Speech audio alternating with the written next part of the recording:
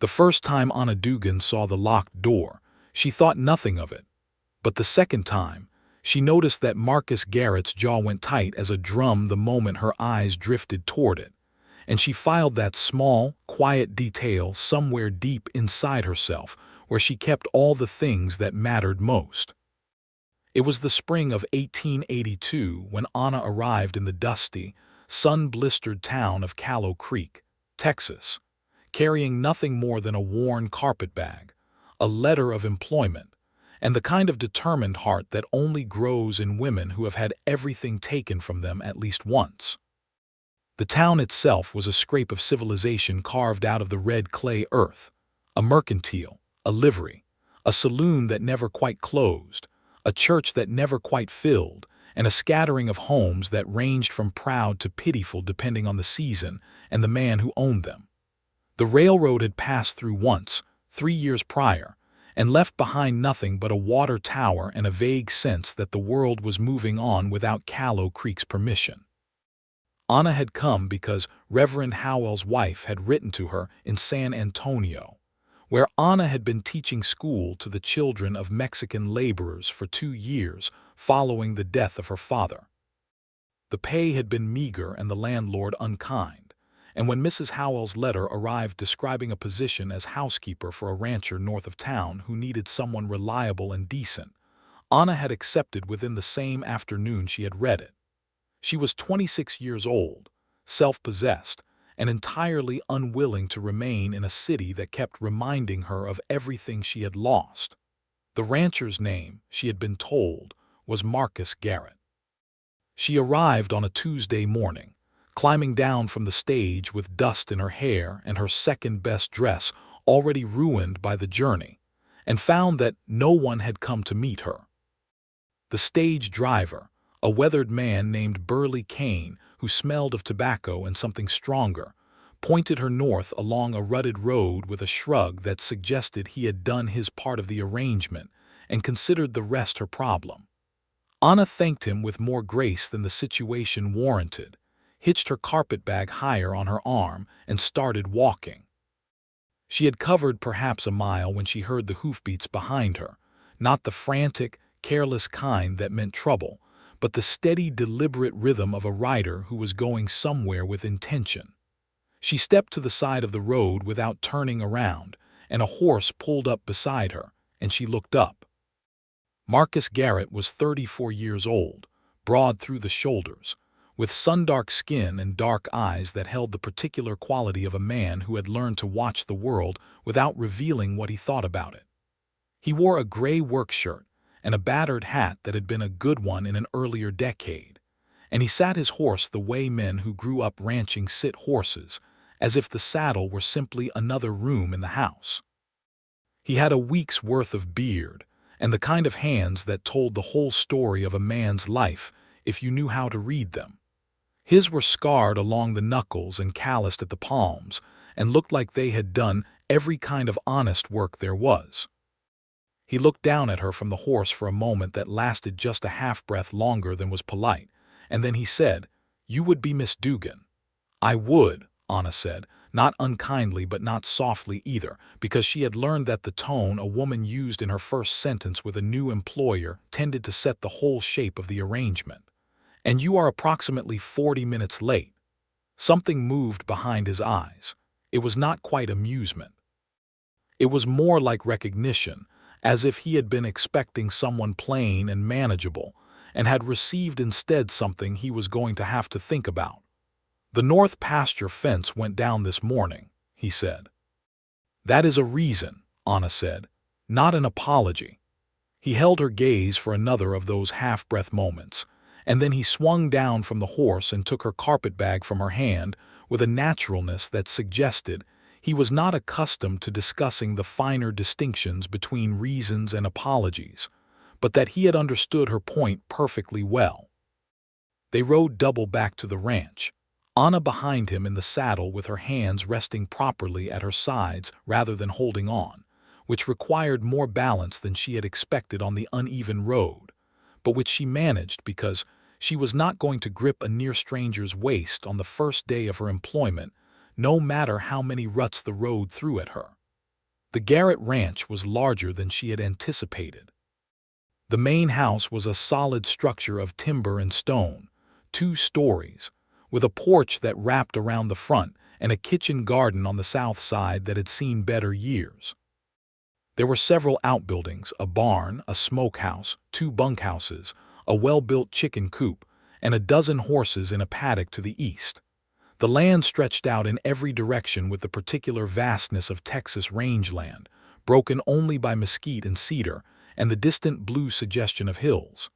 It was, Anna thought, a good-looking property that had not been loved enough lately. Inside, the house was clean but spare.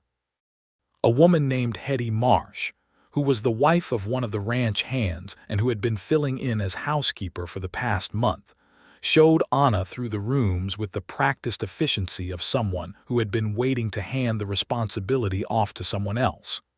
The kitchen was well equipped.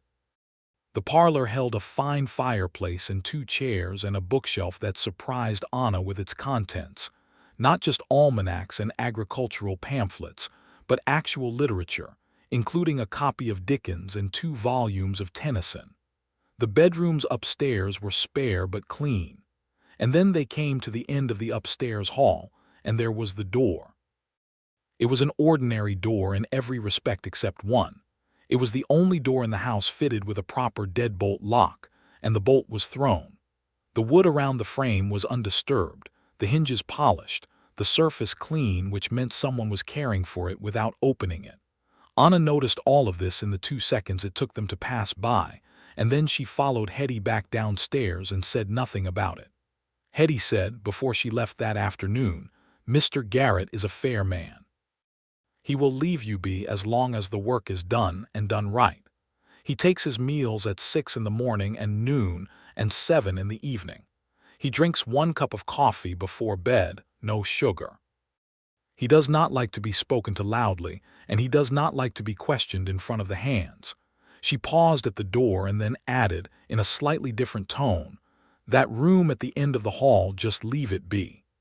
"Of course," Anna said pleasantly, and Hetty gave her a sharp look as if she suspected that pleasantness of hiding something, which it was, but nothing Hetty needed to worry about. Marcus Garrett proved to be exactly the kind of employer Hetty had described: fair, economical with words, and possessed of an absolute consistency that would have been comforting if it had not occasionally felt like a wall. He arrived for meals when he said he would arrive, ate what was set before him without complaint, and offered exactly as much conversation as the situation seemed to require, and not 1 syllable more. He paid Anna her agreed wage every first of the month with the same precise reliability. But Anna was not a woman who could resist a mind she found interesting, and Marcus Garrett, for all his silence, had an interesting mind. She discovered this slowly, in the way you discover things about a man who does not volunteer information, through what he chose to read, through the orders he gave and the reasons behind them, through the way he handled his horses and his men and the difficult calculus of running a cattle operation in a county that was drying up from drought. He was not a man who shouted or bullied. He solved problems quietly and with a thoroughness that commanded genuine respect from the hands who worked for him, men who would not have respected anything less. There were 8 ranch hands in total, rotating in and out with the seasons, but 3 were permanent: an older Mexican man named Ernesto Vega, who had worked the ranch for 12 years and knew every inch of the land; a young man named Caleb Durr, who was 19 and eager to prove himself at everything; and a taciturn man named Holt Finch, who was somewhere in his 40s and had the particular stillness of someone who had survived a great deal. They were civil to Anna and kept their distance, which was exactly what she wanted. The town of Callow Creek held its own complications. The spring of 1882 in that part of Texas was a time of particular tension. The cattle drives were changing, the railroads were edging the open range into memory, and the ranchers who had built their lives on the old ways were being squeezed by new fences and new money that did not always arrive with clean hands. There were men in the county who played politics for profit and others who ran cattle that had not started out on their own land, and the difference between them was sometimes harder to see than it ought to have been. Marcus seemed to occupy a position in the county's social geography that was more complicated than it appeared from the outside, respected by the honest men, watched carefully by the others. Anna learned this on her second Sunday in town, when she attended service at the small Methodist church and was introduced by Mrs. Howell to what seemed like the entire population of Callow Creek in the space of 40 minutes. She met the banker, a smooth-fingered man named Donaldson, whose compliments felt like they were shopping for something. She met the sheriff, a decent-looking man named Frank Tibbs, who shook her hand without ceremony and seemed genuinely glad that someone was looking after the Garrett place properly. She met several ranch wives, most of whom were kind, and one of whom, a Mrs. Pelham, married to one of the larger landholders in the county, looked at Anna with an assessment that was equal parts curiosity and something cooler, and said, Marcus Garrett has good taste in housekeepers this time," with a smile that meant about 4 different things, none of them entirely friendly. Anna smiled back with a warmth she did not entirely feel and moved on to speak with the Reverend. The first time she and Marcus had a real conversation was 3 weeks after her arrival. It was an evening in late April after supper, and she had come out onto the porch to shake the kitchen cloth and found him already there, sitting in one of the 2 porch chairs with a cup of coffee going cold in his hand, staring at the darkening line of the horizon. She had started to retreat inside, but something in the stillness of him, not peaceful, but heavy, like a man carrying something awkward, made her pause instead. She sat in the second chair without asking permission, because there were moments when asking permission was exactly the wrong thing to do, and said, "The eastern pasture is going brown." He glanced at her sidelong. "I know. If you redirected the creek flow from the north boundary just for a few weeks, I know that too," he said. There was a pause that could have gone cold but did not, and then he said, "My father had the same idea once. It worked, though it took 3 men 2 days to dig the channel." "I expect Ernesto would know exactly where to dig," Anna said. A silence followed, but it was a different quality of silence from the ones she had been receiving for 3 weeks. There was something in it that felt faintly like the first slight opening of a door that had been shut a long time. "You know about ranching," he said. It was not a question. "I grew up on a ranch in the hill country," she said, "until I was 17. My father sold it when the drought took 3 consecutive crops of cattle." She said it simply, without self-pity, because the fact was old enough now to be just a fact. He was quiet again, and then he said, "I am sorry. It was a long time ago." Things that were long ago are not always easier for that. She looked at him properly then, because there had been something in those last words that was heavier than their face value, and she found that he was still looking at the horizon, his jaw set in the way she had noticed that first day when her eyes had gone to the locked door. She said nothing further, but she did not go inside for another half hour, and they sat in companionable silence as the stars came out over the Texas plain, and it was the most pleasant 30 minutes Anna had spent in a very long time. Over the weeks that followed, those porch evenings became a kind of ritual that neither of them officially established or acknowledged, but that was there between them like a third understanding. Marcus was not a man who talked easily about himself, but he would talk about the ranch, about the county, about books when the subject arose naturally, which it did more often than Anna had expected. She discovered that he had been educated beyond what his circumstances might have suggested, that his father had been a schoolteacher before turning rancher, that Marcus himself had read widely and thought carefully about what he read. He had opinions about politics and about the law and about the changing face of the cattle business that were nuanced in a way that surprised her, though she supposed it should not have, given the bookshelf. She also discovered, carefully and over time, the outlines of his grief. She learned it the way you learn the shape of a rock in a river, not by touching it directly, but by watching where the water moved around it. She learned that there had been a wife. She learned that the wife's name had been Caroline. She learned that Caroline had died 8 years ago, and that the manner and circumstances of her death were not anything that Marcus had ever discussed with anyone in Callow Creek, as far as Anna could determine, and that the people who knew him best, Ernesto, Sheriff Tibbs, had learned not to raise the subject. She did not ask about the door. Not yet. She understood with an instinct she trusted that there was a right time for that question and that this was not it. Summer came to Callow Creek with a ferocity that seemed personal. The drought that had been threatening all spring arrived in June and settled in with the determination of a creditor. The creek levels dropped. The grass went gold and then brown.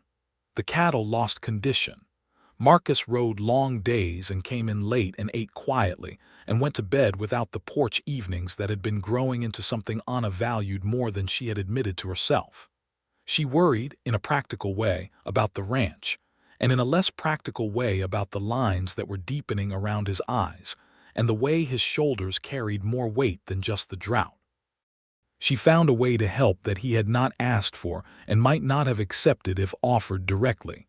She organized the kitchen supplies to stretch further, so the household's costs were lower.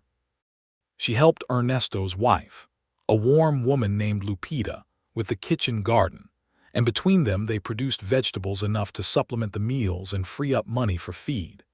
She kept a careful eye on the household accounts, which Marcus had left in a state of organized neglect, and found 3 places where they were being quietly overcharged by suppliers in town, which she corrected with letters that were polite in tone and exact in detail. When Marcus noticed, 2 weeks later, that the accounts had been tightened and the discrepancies resolved, he came to find her in the kitchen garden. He stood at the gate for a moment, and then he said, "You did not have to do this."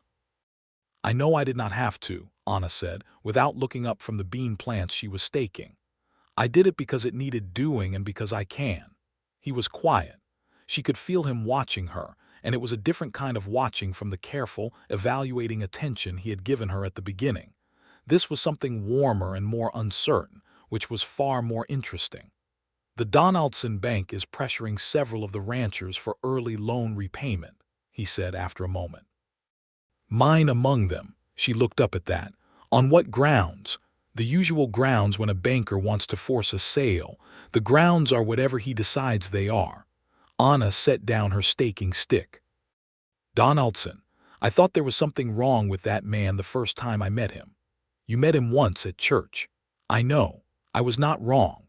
Something came into his face then, not quite a smile, but the structural suggestion of one, the kind that had perhaps been somewhere nearby for a long time but had not been close enough to the surface to show.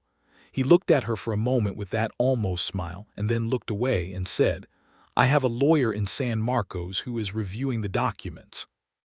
There may be an irregularity in the original contract. I should hope there is. It would help if there is." They stood in the kitchen garden in the full noon sun for another moment, and then he touched the brim of his hat, a gesture she had noticed he made when something had moved him that he was not going to acknowledge aloud, and walked back toward the barn. And Anna watched him go and thought, not for the first time, that Marcus Garrett was the most comprehensively guarded person she had ever met, and that the space inside that guard was very likely remarkable. The matter of Donaldson came to a head in July. The lawyer in San Marcos found the irregularity, a clause in the original loan agreement that the bank had drafted in ambiguous language, which Donaldson had since been interpreting in the bank's favor in a way that was, technically, a breach of the original terms. The lawyer's letter arrived on a Friday morning, and Anna was the one who sorted the mail, and she set it at Marcus's place at the supper table because she thought he would want to read it before the meal rather than after. He read it standing at the table, still in his hat and coat from the afternoon's riding, and she watched the careful neutrality of his face shift into something that was, just briefly, relief. He set the letter down and looked across the kitchen at her and said, "The lawyer thinks we have enough to hold them off." "Good," Anna said. "It will still be a difficult year. Most years are. The difficult ones are not always the worst ones in the end." He held her gaze for a moment, and then he said in a tone that was quieter than his usual register, How do you manage it? That certainty. Anna considered the question honestly, because he deserved an honest answer and she did not deal in easy comfort. I am not always certain, she said, but I have found that uncertainty, honestly felt, is better than false certainty or false despair. Both of those are lies and I cannot afford lies. He was silent for a long moment. Then he said, my wife was like that. She said the truth the way most people breathe, as if she could not manage without it. It was the first time he had mentioned Caroline to Anna directly. The weight of it settled into the kitchen air like something physical, and Anna handled it with the care it deserved. She sounds like she was extraordinary, she said quietly. She was, he said, and then the shutters came back, and he sat down and looked at his supper, and the conversation did not continue. But something had shifted, imperceptibly, the way a river shifts its course over the course of a season. You could not point to the moment it happened, but the water was going somewhere different now. August brought a thunderstorm that broke the drought, or at least bent it. The creek rose. The grass made a tentative comeback, and Marcus rode the pastures with Ernesto for 3 days, assessing the recovery with the focused attention of a man to whom the land was not just a livelihood, but a kind of faith. Anna watched him return to himself slowly over those weeks, like a man coming back from somewhere far away, and was glad of it in a way she could not have entirely explained. It was on an August evening, after the rain had finally made the nights cool again and the porch evenings had resumed, that Caleb Durr did something foolish. The boy was 19 and had been working himself up to something for 2 weeks, Anna had noticed, with the transparency that belonged to the very young. He found her in the kitchen one evening after supper and told her, in a rush, that he thought she was the finest woman he had ever laid eyes on, and he would be honored if she would consider him. Anna thanked him with genuine kindness, and told him that she was not in a position to consider anyone at present, and that she thought very well of him as a person, but that he ought to look for someone closer to his own age. And she handled the whole business so gently that Caleb left the kitchen looking more philosophical than heartbroken, which was the best possible outcome for everyone involved. She did not tell Marcus about it. But Ernesto, who had seen Caleb go in and come out again with that particular expression, had apparently drawn his own conclusions, because the next morning Marcus found some reason to reassign Caleb to the South Range for 2 weeks. When he came back to the kitchen the following Sunday to discuss the week's provisions with Anna, there was something slightly more deliberate than usual in the way he stood in the kitchen doorway, as if he had come with a specific intention and was working out how to execute it. Caleb will be better on the South Range, he said, with a casualness that was working somewhat harder than casual should have to work. I expect he will, Anna said, with an equal casualness. They looked at each other across the kitchen, and then Marcus said, "You are not uncomfortable here. I want to be sure of that." "I am not uncomfortable," Anna said. "This is my home for as long as I am here." Something in the way she said it, the simple, undefended ownership in the phrase, seemed to land somewhere in him that he had not expected. He looked at her with those dark, watchful eyes, and then looked at the window, and then said, "Good," in a voice that carried more texture than the word itself suggested, and left.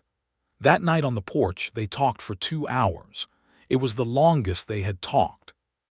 It began with the books on his shelf. She had been reading the Tennyson, and he had opinions about it that were unexpected and entirely his own, and moved through history and philosophy and the peculiar nature of grief. And by the time the late summer moon was high, and the coyotes were singing their distant commentary from the hills, Anna understood that she had fallen in love with Marcus Garrett somewhere between the kitchen garden in June and this porch in August, and that the knowledge of it was as clear and irreversible as a river changing course. She said nothing about it. She was not an impulsive woman, and she was not ignorant of the complications, not just the locked door and what it held, but the whole weight of a man who had loved someone deeply and lost her and had been living in the shadow of that loss for 8 years. You did not walk into that kind of grief with declarations. You waited. You were present. You let the man find his own way to the door, which was, she supposed, exactly the right metaphor. In September, a cattle buyer came through from Kansas City, a slick-suited man named Theodore Hale who arrived with 2 assistants, and a manner that suggested he was used to setting the terms of every conversation he was in. He was making offers throughout the county, and several of the smaller ranchers, still shaken from the drought, were accepting prices that were considerably below what their herds were worth. Marcus received him in the parlor with the same quality of stillness he brought to everything, and Anna, who was bringing coffee in and out as was expected of her in a situation like this, listened to the exchange with careful attention. Hale's offer was low. Not outrageously, but deliberately, in the precise way of a man who has made a science of how far below fair he can go without giving offense. Marcus sat across from him without changing expression and said he would think on it. That evening, after Hale and his men had been settled in the bunkhouse for the night, Anna came to Marcus where he was sitting at the kitchen table with the documents Hale had left behind, and she said, without preamble, "He is lowballing you. The market price in Kansas City for longhorns right now is at least $4 more per head than what he is offering." Marcus looked up at her. "How do you know the market price?" "Because I read the livestock pages in the newspaper that comes from San Antonio, and I have been doing so for the past 3 months. The pause that followed had a quality she had not encountered from him before. It was not the thinking pause or the guarded pause. It was something closer to wonder. $4 per head, he said. On 220 head, that is $880, which is approximately what the Donaldson situation will cost you before it is resolved if your lawyer's estimate is accurate. Marcus looked at the documents for a moment, and then he looked at her and said, "Anna." It was the first time he had used her given name. She felt it land in her chest like a chord struck cleanly.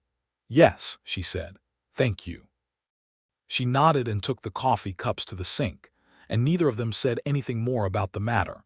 But the next morning Marcus told Theodore Hale that the price was unacceptable and named his own figure. And Hale, who had apparently not expected the man across the table to know the Kansas City market as well as he himself did, renegotiated. The final price was not everything it should have been, but it was fair, and the handshake that concluded it was one of equals. After Hale and his men departed, Marcus found Anna in the kitchen garden in the middle of the afternoon, not his usual time to seek her out, and they both knew it. He stood at the gate and looked at her for a moment and then said, "I have been thinking about what you said, that you cannot afford lies." She straightened from where she had been weeding and waited. "I have been telling myself a lie for a long time," he said, "that the best thing I could do for the people around me was to keep what happened locked away, that if I kept it quiet enough and far enough back, it would stop being a weight on everything else." He paused. "I am not sure that has been true." Anna looked at him steadily. "It takes a brave man to admit that." "It takes a man who has been looking at someone honest for long enough," he said quietly, "to stop believing his own arguments." She went very still because she understood that they had arrived at the edge of something and she was not going to break it with the wrong word. "The room," he said, "at the end of the hall." Her heart was very quiet in her chest. "I know you have wondered about it," he said. "I have seen you pass it." "I have wondered," she admitted. "I did not ask because I was waiting for you to be ready." He looked at her for a moment, a long, complicated moment that held 8 years of something, and then he said, "Would you come inside?" They went upstairs together, through the cool dim of the house, and stopped in front of the door at the end of the hall. He reached into his vest pocket and brought out a key that he wore on a cord around his neck, under his shirt. She had not known it was there, but the gesture of retrieving it, the care with which he held it, told her everything about how long he had been carrying it. His hand was steady when he put the key in the lock, but she could see the stillness in his shoulders that told her the steadiness was a choice. The bolt turned. The door swung open. The room was exactly as it had been left 8 years ago. That was the first thing she understood, not abandoned but preserved. Someone had dusted it, kept the moth from the curtains, kept the bedding clean on the small bed in the corner. There was a child's room. A baby's room, she corrected herself. There was a cradle against one wall and a small chest of drawers painted white and a rocking chair pulled close to the window, and on the windowsill a small collection of things. A dried flower pressed flat, a child's rattle painted blue, a square of embroidered cloth. Against the wall opposite the cradle was a writing desk, and on the desk was a daguerreotype in a small frame, and a book, and a bundle of letters tied with ribbon. Anna stood in the doorway and did not enter uninvited. She looked at the room and understood it without needing it explained, but she let Marcus speak because this was his. Caroline died 8 years ago, he said. His voice was very even and careful, the way a man is careful with something that has broken before. In this room, she had been ill through the winter, her lungs. We had hoped the spring would help. He paused. It did not. Anna said nothing. She waited. She was expecting our child, he said. The child came early in March, a boy. He lived 2 days. The quiet in the room was immense. I named him James, Marcus said, after my father. Anna felt the weight of those 2 words. I named him James, and the 8 years they carried, and the key worn against his skin, and the dusted windowsill, and she let herself feel all of it fully before she spoke. He was loved, she said. They both were. You have made sure of that. He turned to look at her, and there was something in his face that she had not seen there before, not the guard gone exactly, but the guard open, deliberately, consciously chosen open. I closed this room because I did not know what else to do with it, he said. And then I kept it closed because I was afraid that opening it would, he stopped, would make it more real or less real, she asked gently. He looked at the room. I could not tell which I was more afraid of. Both are frightening, she said, for different reasons. He nodded once slowly. May I come in, she asked. He stepped aside and she walked into the room and went to the window and looked at the things on the sill, the dried flower, the rattle, the embroidered cloth. On the cloth she could just make out the letters stitched in careful blue thread. J.E.G. James Edward Garrett, she thought, or James Emmett, or some other middle name she did not know. A whole person, reduced to 3 letters on a square of cloth, carried for 8 years. She turned and looked at the daguerreotype. The woman in it was young, very young, Anna thought, perhaps 20 or 21, with a direct gaze and a slight, particular smile that suggested she was not taking the solemnity of the photograph entirely seriously. She was lovely in the way of someone who was more interesting than merely beautiful. She looks like she had a great deal to say, Anna said. She had a great deal to say about everything, Marcus said, and there was grief in it, but also something warmer, the warmth of a true memory, honestly felt. She would have argued with Tennyson. She argued with everything worth arguing with. Anna smiled very quietly. I think I would have liked her. I think she would have liked you, he said. She had no patience for people who were less than they could be. She would have recognized you immediately. Anna looked at him across the small room, in the light coming through the window over the windowsill where the rattle had sat for 8 years, and she said, Marcus, I need to tell you something. Yes, he said. I am not going to ask you to put this away or get past it or lock this door again. I am not going to ask you to be anything other than what you are, which includes all of this. She gestured carefully to the room and everything it held. But I also need you to know that I am not a woman who can stay in a place where she is invisible. I have been learning you for 5 months, and I think you have been learning me, and I think you know what that means, and I would rather say it plainly than pretend it is not there. The silence that followed was the kind that held its breath. I know what it means, Marcus said, in a voice that was very quiet and entirely unguarded. I have known for some time. And, she said. He crossed the room, which was small enough that it took only 3 steps, and stood in front of her, and she looked up at him, and he said, And I am afraid. So am I, Anna said honestly. Not of you, he said. Of what I feel for you. I did not expect to feel it again, and it is, he paused, looking for the word. Alarming. Love tends to be, Anna said. Something broke open in his face, gentle as a dam giving way, and he took her hand, not dramatically, just her hand in both of his, the way you hold something you are not going to drop. He stood there for a moment looking down at her hand, and then he said, I do not want to lose anyone else. You will not lose me, she said. I am not going anywhere. "You cannot know that," he said, and the fear in it was the fear of a man who knew, personally and exactly, how fast things could be taken. "No," she said, "I cannot know it absolutely. No one can. But I am here, and I am choosing to be here, and I am a woman who keeps her choices." She turned her hand in his and held his hand back, properly, fingers through fingers. "And I am choosing you, Marcus Garrett, locked room and all." He looked at her then, fully and without the guard, and she saw in him everything she had been learning.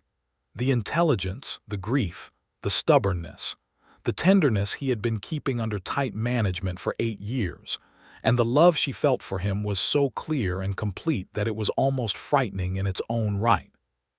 He leaned down and kissed her, very gently, in that small, quiet room where his wife and son had their memorial, and it was not a desecration of anything.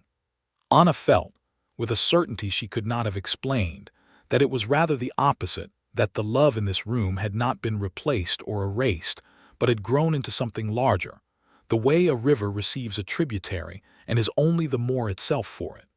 They stood there a long time in the afternoon light. When they finally moved, it was to go downstairs together, and Marcus closed the door behind him, not with the bolt this time, just closed. The month of October brought changes in the way that autumn always brings them, not all at once, but accumulating, one thing on top of another, until the weight of change becomes the new shape of the world. Marcus told Ernesto and the other hands that he and Miss Dugan had an understanding. Ernesto, who was 63 years old and had the equanimity of a man who had outlasted most of what had tried to discourage him, received this information with a nod and a brief, sincere smile. Lupita, his wife, received it with considerably more enthusiasm and invited Anna to supper 3 days in a row to discuss the subject in detail. The town of Callow Creek received it with the mix of responses that a small town gives to any significant development in the life of one of its notable members. The generous responded with warmth, the curious with questions, and the mean-spirited with a calculation about how to make use of the information. Mrs. Pelham was heard at the Mercantile to observe that it was interesting how quickly some women could make themselves comfortable in another woman's home, which reached Anna's ears through the reliable channel of Mrs. Howell's honest indignation, and was handled by Anna with the precise amount of attention it deserved, which was none at all. Marcus proposed to Anna on an October evening on the porch, with all the stars out and the smell of cedar smoke on the cold air, and he did it without elaborate performance, in the direct and simple way of a man who had thought very carefully about every word and chose the fewest that would carry the full weight of what he meant. He said that he had spent 8 years believing that the part of him that was capable of love had been buried in that room at the end of the hall, and that Anna Dugan had shown him, without ever pushing or demanding, that it had not been buried but only waiting, and that he wanted to spend the rest of his life learning her the way she had been patient enough to learn him, and would she marry him? Anna said yes. She said it plainly, without tears or trembling, and then she took his face in both her hands and kissed him herself, because she was not a woman who waited for the other person to do the essential thing when she could do it herself. They were married in December at the small Methodist church in Callow Creek, with Reverend Howell presiding and Ernesto and Lupita as witnesses, and Caleb Durr in his best shirt looking genuinely happy in the way of the young and generous-hearted, which Anna appreciated. The sheriff attended, and Mrs. Howell, and a respectable portion of the county's honest population. Mrs. Pelham did not attend, which suited everyone perfectly. The ceremony was simple. Marcus had not wanted extravagance, and neither had Anna, and what they had was better than extravagance. It was real.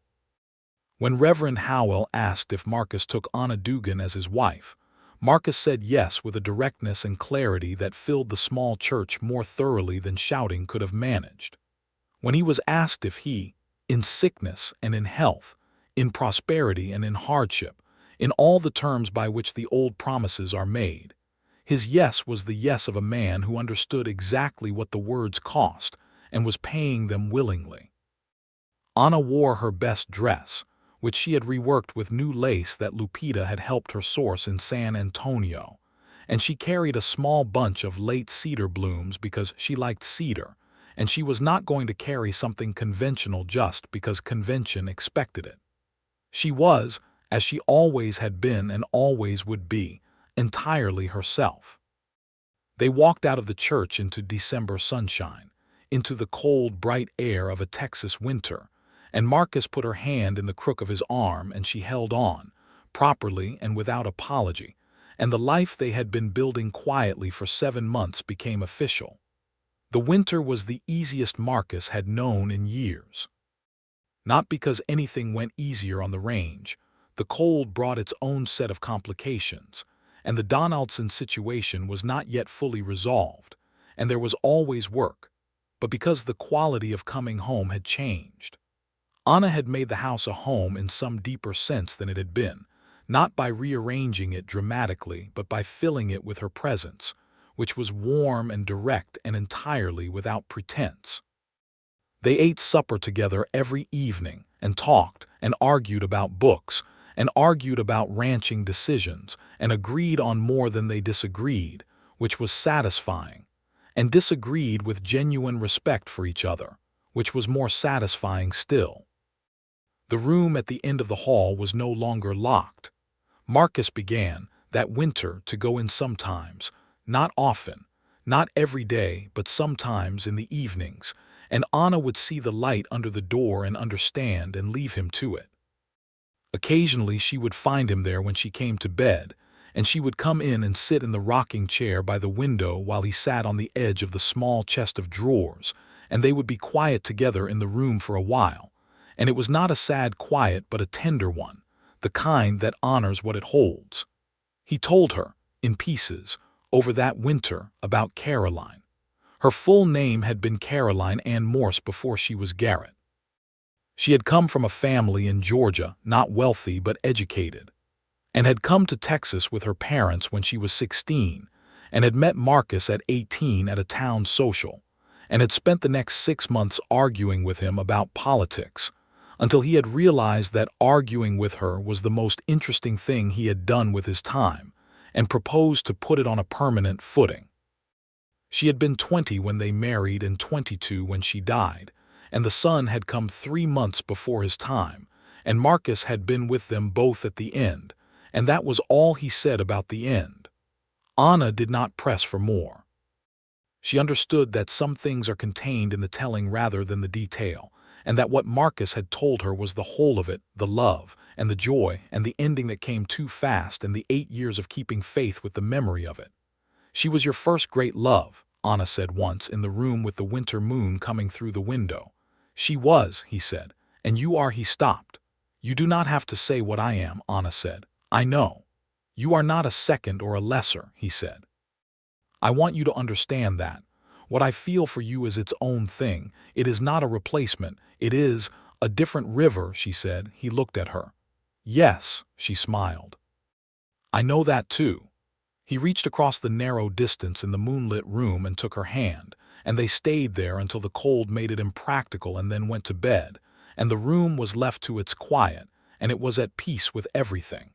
Spring came back with a particular generosity in 1883, as if the land had been saving something up through the hard year before. The creek ran full. The grass came green and thick.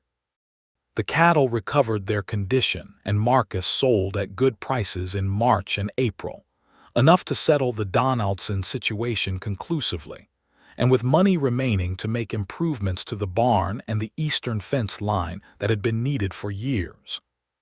The banker Donaldson, it emerged through the county grapevine, had been engaged in the same low practices with 3 other ranchers, and Sheriff Tibbs had been made aware of the full picture.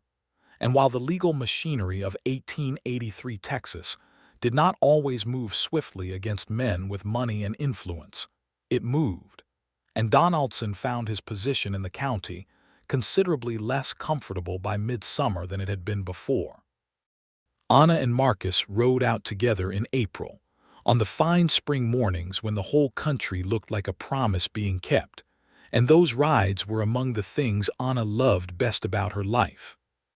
Marcus was a different man on horseback, not more relaxed exactly because he was never tense, but more expansive, more willing to let things sit undiscussed and simply be present with the land and the morning and her.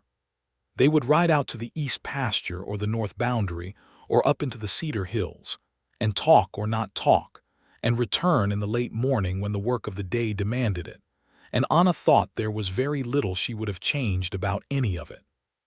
She noticed sometime in May that she was going to have a child. She had suspected for 2 weeks before she was certain, and when certainty arrived she sat with it for one day privately, not from secrecy but from the desire to hold the knowledge fully herself before she shared it. It brought with it a complicated joy, uncomplicated in its core, which was pure, but complicated by the knowledge of what Marcus had lost in this same circumstance and what it might mean to him to receive this news. She told him that evening on the porch, directly and without preamble, because she did not know how to tell him any other way. She said, "I am expecting a child. In late November, I think." He went very still, not the watchful stillness she knew from early in their acquaintance, but a different one, a suspended one, as if he had caught himself in the middle of a breath. She watched his face. She watched the complicated thing that moved through it, joy, and the fear that comes with joy when you have learned that it can be taken, and she did not look away, because she had promised herself that she would not look away from the difficult things. He set down his coffee cup. He stood up and turned toward the yard for a moment, not away from her but just to the side, and she could see his hand on the porch rail, tightening. Then he turned back and looked at her, and his eyes were full, not weeping but full, the way a man who does not weep easily looks when what he feels is larger than his ordinary containment. "Anna," he said. "I am strong," she said quietly. "And we will be careful, and we will get the doctor from San Marcos, and I am not going to leave you." He crossed to her in 2 steps and took her hands, both of them, and stood there holding them, and the grip of his hands was very careful the way you hold something of the greatest possible value. "I am so glad," he said, in a voice that was rough with everything it was holding. "I am so afraid, and I am so glad." "Both," she said. "Both at once. That is the right way to feel it." He sat beside her in the other chair, and they stayed there until the dark came up from the hills, holding hands on the porch of the house that had been a place of grief and was now a place of life. And Anna thought that this exact combination of the past and the present and the unknown future, all held together honestly, was what love actually was, not the simple or the uncomplicated version but the real one. The summer of 1883 was one that Callow Creek would talk about for years, for several reasons that had nothing to do with the Garrett household and a few that did. The most significant event in the county at large was a range dispute that broke into actual violence in July between the Pelham operation, the large landholder whose wife had made the acid comment at church, and a group of Mexican ranching families who had held land in the south of the county for 3 generations, and whose fences the Pelham cowboys had been systematically cutting. The matter escalated until Sheriff Tibbs and 2 deputies rode out in full sight of everyone, and made plain that the law would be applied equally regardless of who had more money to spend on lawyers, which was the kind of thing that was not always true in 1883 Texas, but which Tibbs believed and enforced. Marcus testified at the hearing that followed, because he had seen the fences cut on one occasion himself, and had said nothing before because he had not been entirely certain what he had seen. He said so plainly, with the same economy and honesty with which he handled all essential things, and his testimony mattered because he was a man the county's honest population trusted. The outcome of the hearing was not perfect. Perfect outcomes were not particularly available in 1883 Texas for Mexican families disputing with Anglo landholders. But the Pelham operation was formally warned, and the South County families kept their land. And it was more than some had expected and less than was just. And Marcus and Anna talked about that balance honestly, the inadequacy of it and the importance of it simultaneously, because they were people who could hold both things. Ernesto said, after the hearing, that in his experience justice arrived the way the rain arrived, not when you needed it or in the amount you deserved, but it arrived, and you held what you had and waited for more. He said it without bitterness, which Anna thought was one of the most dignified things she had ever heard. August and September were spent in a state of industrious preparation that involved, among other things, the complete renovation of the upstairs hallway, including the room at the end of it. This was Marcus's idea, proposed quietly one evening in August, and it was handled with exactly the care it deserved. The room was not stripped of its past. The daguerreotype of Caroline was moved to the parlor, where it was given a place on the mantelpiece, because Marcus said she belonged in the house and not shut away in a room. The small embroidered cloth with James's initials was placed in the box of family papers that Marcus kept in his study, with the letters and the other documents of a life. The rattle was kept. The cradle was kept, cleaned and polished, and moved to a different position in the room, which was given fresh whitewash on the walls and new curtains that Anna had sewn herself from fabric Lupita had helped her choose, a soft blue with a small white pattern, and which let in the morning light beautifully. The room became what it had always been intended to be. In November, in the town of Callow Creek, with the doctor from San Marcos present and Lupita there, and the whole house holding its breath, Anna Garrett gave birth to a boy, and he arrived in the world at 2 in the morning with the specific indignation of someone who has been interrupted and is not happy about it. And his voice was strong and his color was good, and he weighed 8 pounds and 2 ounces. And Marcus, who had been outside the door in the hall with Ernesto for 5 of the most harrowing hours of his life, was allowed in when it was over. He stood at the side of the bed and looked at Anna, who was exhausted and entirely herself, and at the child in the blanket against her, and the thing that happened in his face was the most unguarded and complete thing Anna had ever seen on a human face. It was not a thing that words were adequate to. "He is healthy," Anna said, watching her husband. "And I am healthy. It is all right, Marcus." He sat on the edge of the bed and looked at his son and then looked at her, and his hand came up and very gently touched the side of her face. Not the child, not yet, but her first, as if she were the beginning of everything, and she leaned into his hand and he said, "What do you want to name him?" She had thought about this. "Daniel," she said. "Daniel James Garrett." He understood the James immediately. He was very still for a moment, and then he looked at the baby, the solid, loud, thoroughly healthy baby, and said, "Daniel James," quietly, as if he were introducing himself to the name and finding it good. "Yes," Anna said. Marcus Garrett, who did not weep easily and who had been exercising his considerable discipline in that department for several hours, did not entirely manage the next few minutes. And Anna held his hand and did not look away, because she had promised herself, and she kept her promises. Daniel James Garrett was, from his first day, the kind of baby who leaves no one in the household uncertain about what he wants.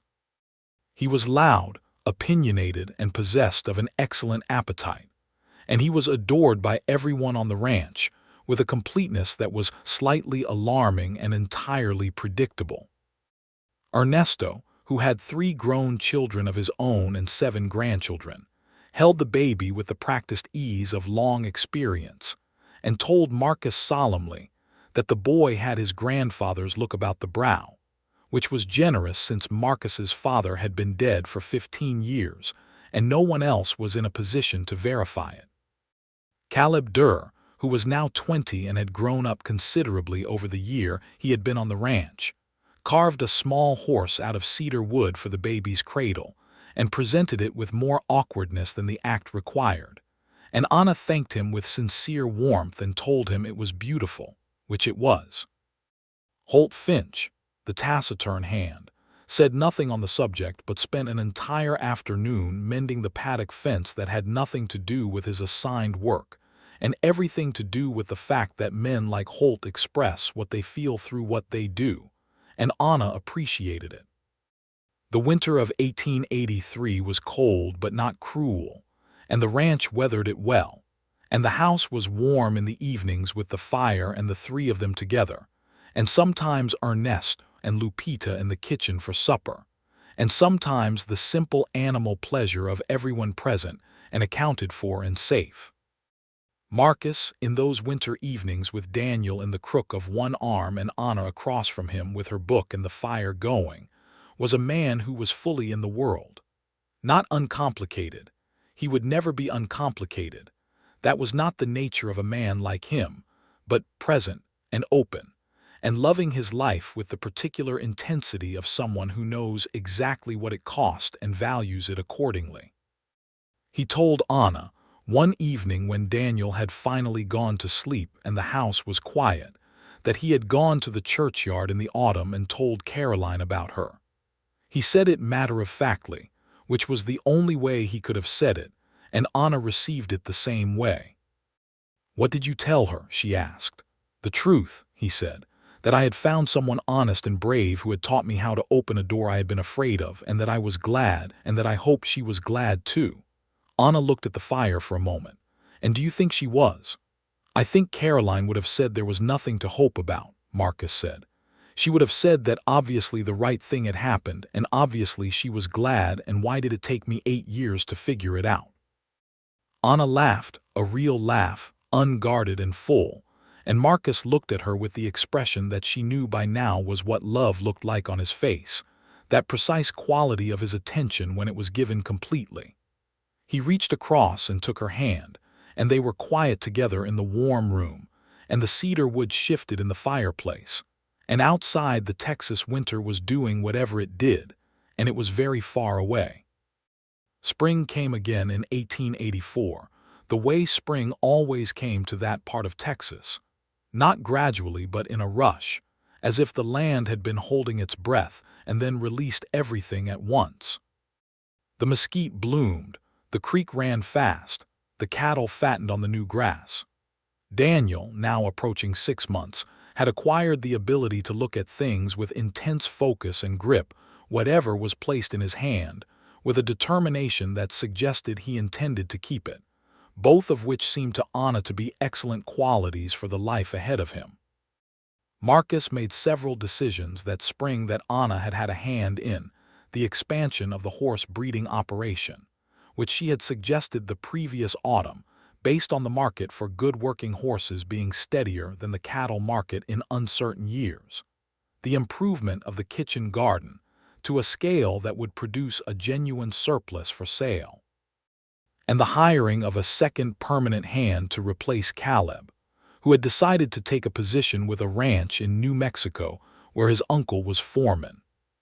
Caleb left with a handshake from Marcus and a basket of food from Anna and the good wishes of the whole outfit, and Anna watched him ride out and thought that he had grown into a decent young man and hoped New Mexico would be kind to him. The new hand was a man named Sawyer, 30 years old, who had worked the cattle trails through Kansas and knew horses as well as anyone Marcus had encountered. He was decent, competent, and quiet enough to fit the particular rhythm of the Garrett ranch, and within a month it was as if he had always been there. The matter of Anna's teaching came back to her that spring through an unexpected channel, a conversation with Mrs. Howell after Sunday service, in which it emerged that the town's single school had lost its teacher to marriage in February and had been limping along with volunteer instruction since. Mrs. Howell was delicate about the suggestion, because she was a woman who understood the competing demands on Anna's time and did not want to presume. Anna took the idea home and discussed it with Marcus over supper. 3 mornings a week, she said. Daniel would come with me until he is old enough to be without me for a few hours. Lupita has offered to help. It is what you were trained for, Marcus said. It is what you were doing when I found you or when you found me, depending on how you want to tell the story. You found me, Anna said, standing in the road. You had already decided where you were going, he said. I just provided the horse, she smiled. 3 mornings a week, 3 mornings, he agreed, with Daniel and Lupita, and if it becomes too much, you say so, and if it does not become too much, I continue. Obviously. She taught school at Callow Creek for the rest of that year, and the 2 years that followed, 3 mornings a week, and it was one of the better decisions she made in a life that was full of good decisions.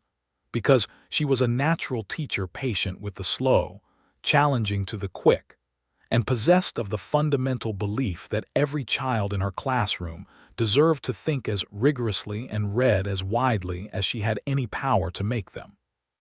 The children of Callow Creek, Anglo children and Mexican children together, which was not always the practice in schools of that time and county, but which Anna established from the first day with a calmness that made it clear she was not going to discuss the matter, received, over those 2 years, the best education available between San Antonio and Austin, and several of them went on to do remarkable things. Marcus was proud of this in the particular way. He was proud of things Anna did, not boastfully, but with a deep and uncomplicated satisfaction that showed in the way he listened when she told him about the school day over supper, asking detailed questions about individual students that showed he had been paying full attention to everything she said and retained it accurately. It was, Anna thought, one of the most loving things a person could do, to pay that quality of attention to what mattered to you. The summer of 1885 was, in some ways, the summer that completed everything. It was a good summer by the standards of the county: sufficient rain, good prices, the ranch running smoothly under Marcus's management, and with Ernesto's steady knowledge underpinning the practical operations. Daniel was now a year and a half old and fully mobile, and possessed of the specific kind of determination that was going to make everything interesting for a long time to come. He had his father's dark eyes and his mother's directness and a laugh that seemed too large for his body, and he was, in the estimation of everyone at the Garrett ranch and several in the town of Callow Creek, an exceptional person. In August of 1885, Anna told Marcus she was expecting again, and this time the information arrived without the complicated fear of before, or rather, with the same fear, because they were both people who had learned to carry the full weight of what might happen and did not pretend otherwise, but with the fear placed properly within the larger frame of their life together, which was solid and glad. When Marcus said, "March, I think," he took her hand. That was all. But the quality of his hand on hers said everything that needed saying, that he was here, and choosing to be here, and grateful for every day of it. In October of that year, Marcus came home from a ride to the north pasture with something different about him, a settled, finished quality, as if he had resolved something. He came into the kitchen where Anna was overseeing Daniel's attempt to feed himself supper, which was a project that involved more food on Daniel's face than in him, and he stood in the doorway and watched them for a moment before Anna noticed him. She looked up and saw his face and understood without needing it explained that something had been laid down. "I went by the churchyard," he said. "I thought you might," she said. "I told her about the new one," he said, "and about the school and the horses and the way the ranch looks this fall." He paused. "I told her that I am glad every day, that the gladness does not take anything from the grief, and the grief does not take anything from the gladness." He looked at Anna directly. "And that I am grateful for you beyond anything I have language for." Anna stood up from the table, leaving Daniel to his independent culinary project, and crossed the kitchen and took his face in both her hands, which was the thing she did when she wanted him to know she was fully there, and she said, "I am grateful for you too. Every difficult and remarkable thing about you." He put his hands over hers, the way he did, and they stood there in the kitchen in the October evening with Daniel making interested sounds in the background, and the smell of supper on the stove, and the whole complicated, beautiful, ordinary life of them all around. And Marcus Garrett looked at his wife with the open, unguarded face that she had been the first person in 8 years to see, and said, "I love you, Anna." She had known it for a long time. She had seen it in every careful attention he paid her, in every question he asked, and every silence he shared, and every door he opened. But she let herself receive the words, fully and without deflecting them, because they were precious and because he had come a long way to say them. "I love you," she said. "I have loved you since August of 1882 in the kitchen garden, when you asked me how I managed to be certain about things, and I thought, this man is going to matter to me for the rest of my life." Something shone in his face. "You have never told me that before," he said. "I am telling you now." He kissed her, there in the kitchen with the supper going and Daniel investigating his bowl with his fingers, and it was the kind of kiss that had the whole story in it. The first long ride back to the ranch, and the porch evenings, and the kitchen garden, and the cattle buyer and the key on its cord, and the locked room and the open room, and Caroline on the mantelpiece and James in the keepsake box, and Daniel with food on his face, and all the mornings they had ridden out together into the Texas spring, and all the evenings ahead of them that were going to be good. In March of 1886, Anna Garrett gave birth to their second child, a girl this time, whom they named Clara for no reason except that the name suited her from the moment it was said aloud. Clara Rose Garrett, with her mother's hazel eyes and her father's excellent stubbornness, who arrived in the world in the early morning with considerably less drama than her brother had and immediately went to sleep, which suggested either a very practical nature or a very tired one. Daniel, who was 2.5 and had been prepared for the arrival of a sibling with the full resources of his parents' combined honesty, stood at the side of the bed and looked at Clara with the intensity of a man assessing a horse, and then said, "Small," which was accurate and which made Marcus laugh, a full, easy laugh that had been available to him now for 3 years and never got less remarkable to hear. They were all 4 of them in the room that had once been locked, not deliberately symbolic.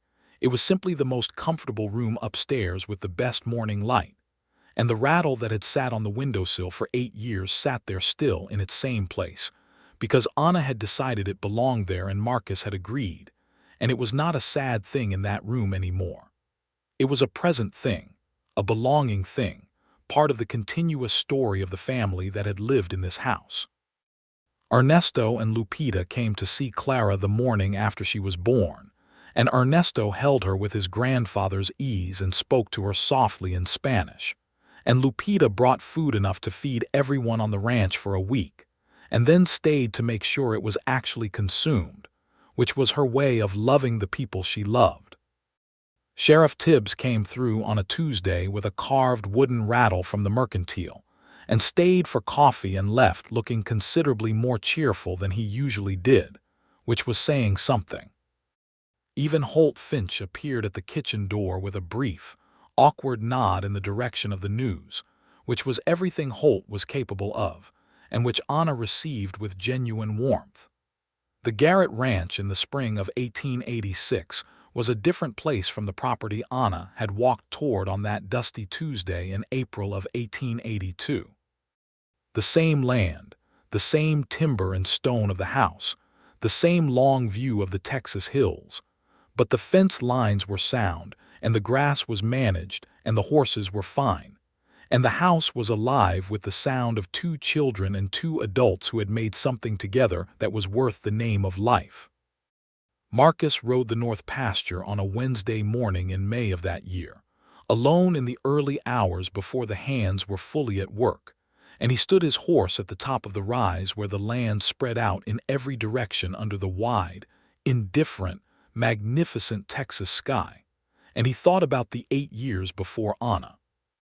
He did not think about them with regret. He had learned with her how to think about difficult things without regret, which was simply to think about them honestly, with the full acknowledgement of what had been lost and what had been kept and what had been given. He thought about Caroline and James with the clear, settled love of a man who has not forgotten and is not trying to. He thought about the key on his neck, which he still wore, because there were things you kept even when you did not need them anymore, because what you carried was part of who you were. He turned the horse and rode back toward the house, which he could see at the bottom of the slope with the morning smoke going from the kitchen chimney, and the light in the upstairs windows where Anna would be with the children, and he rode toward it with the particular velocity of a man who knows exactly where home is.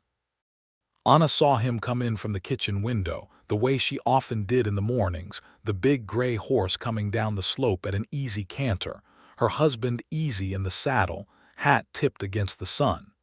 She had stood in this kitchen window for 4 years now and watched him come home from the range, and it never became ordinary. She did not want it to. She put the coffee on. He came in through the kitchen door, letting in the smell of cedar and morning, and pulled off his hat and set it on the hook, and looked at her across the kitchen with those dark eyes that were, now, entirely open to her, had been for 3 years and were going to be for the rest of their lives. "Good morning," he said. "Good morning," she said. "There is coffee. There is always coffee when I need it," he said. "You are reliable that way." "I am reliable in all ways," she said with a smile. He came across the kitchen and kissed her, and then went to the stove for the coffee, and Daniel came pounding down the stairs with his hair in his eyes and demanded to know if he could go out to see the horses, and Marcus looked at Anna, who looked at Marcus, and they both said simultaneously that he could go to the horses if he put his boots on first, which resulted in Daniel spinning on his heel and pounding back upstairs. And they looked at each other, and Marcus shook his head very slightly in the manner of a man who is deeply amused and will not entirely show it, and Anna felt the laugh all the way through her, warm and complete. Clara was asleep upstairs in the room with the blue curtains and the cedar rattle on the windowsill. Daniel came back with his boots improperly fastened and was redirected. Ernesto was already at work somewhere in the north pasture, the familiar distant sound of his voice carrying on the morning air. Lupita would arrive in an hour to help with the household. The ranch was alive and working and good. Marcus sat at the kitchen table with his coffee and opened the ledger that lived at the corner of the table and made a note in it in his precise, careful hand. Anna set a plate of biscuits beside him, which he accepted with the slight nod that was his equivalent of lavish thanks, and she sat across from him with her own coffee and watched the morning come full through the kitchen windows. "The south fence needs attention," he said, without looking up. "I noticed it on Friday when I rode out. I will send Sawyer out today." "Good." They were quiet for a moment, in the easy quiet of people who do not need to fill silence to feel comfortable in it. Outside, Daniel could be heard having a profound conversation with one of the horses at the paddock fence. A meadowlark was making its opinion known from the cedar tree by the kitchen garden.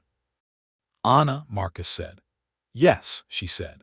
He looked up from the ledger and looked at her across the kitchen table in the full morning light, with everything they had built and everything they carried and everything that was coming, more years of this, more mornings, more children perhaps, more loss and joy and work, and all the complicated things that made up a life honestly lived, all of it present in his face and in the room around them. "I am glad you walked down that road," he said. She looked at him with all the love she had, which was considerable and undiminished and entirely his. "So am I," she said.